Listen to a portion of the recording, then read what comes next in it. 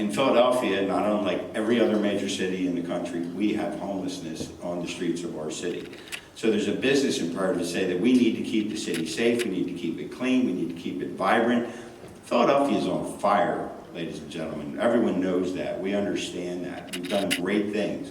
Just in our hospitality sector, we've been able to turn the corner.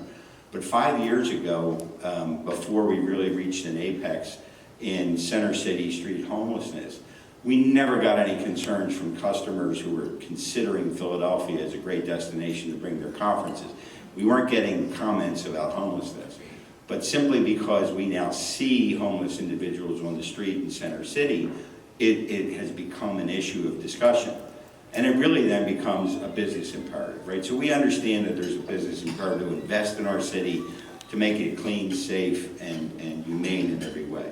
But more important, I think it's very reasonable to say that there's a human imperative in place. And that human imperative is a sort of a moral and ethical obligation to take care of the people, all of the people of a great city. So there's nothing wrong, and I don't want people to cower or fear the fact that it's okay to have a business imperative that matches up with a human imperative. And maybe the one contributes significantly to the other, but if they work in tandem, I think we can find real solutions to human problems. So we decided, after about, I guess it was 3.5 years that I've been serving as chairman of the Chronic Homeless Subcommittee of the Mayor's Shared Public Spaces Work Group. Over those 3 years, we looked at several different approaches in several different cities and different methodologies and different strategies. How do you attack chronic street homelessness? And so one of the outcroppings from our committee's work was the idea of establishing a business-led initiative to address homelessness and to address the issue of the housing inventory shortfall. Our goal, of course, is to make homelessness rare, brief, and non-recurring. That's a theme that we stole from the Office of Homeless Services, but it's exactly on point.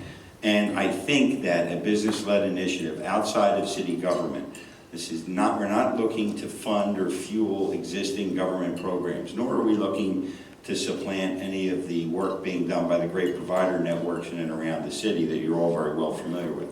This is separate. It's a different thing, and we'll talk about how we're rolling it out now. 100% of the funds that we raise from the business community in Philadelphia will be directed right to the solution, which in my mind is making available housing, permanent supportive housing for homeless individuals.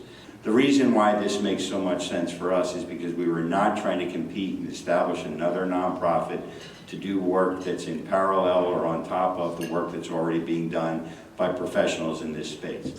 I think what the business community is always looking for is how can we efficiently and effectively put money and resources, leadership, strategy behind existing efforts to make them more effective, right?